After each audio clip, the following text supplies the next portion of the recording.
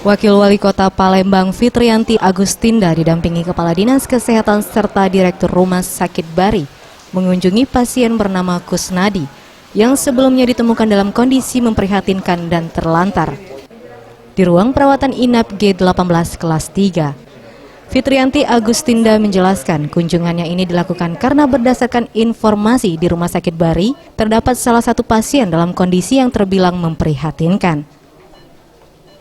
Sebelumnya pasien atas nama Bapak Kusnadi ini ditemukan oleh pihak kelurahan, kecamatan serta dinas sosial dalam kondisi memprihatinkan dan terlantar.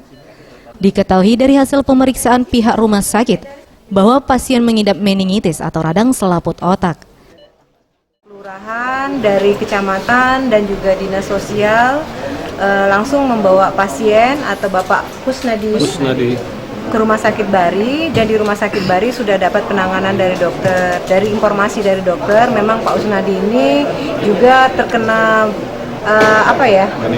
meningitis lah ya. Selanjutnya setelah perawatan di rumah sakit selesai dan pasien dinyatakan baik, pasien akan dimasukkan ke dalam panti jompo agar bisa mendapat perawatan yang memadai dan tidak terlantar. Semua biaya perawatan pasien sendiri akan ditanggung sepenuhnya oleh pemerintah Kota Palembang. Tim Liputan Sriwijaya TV.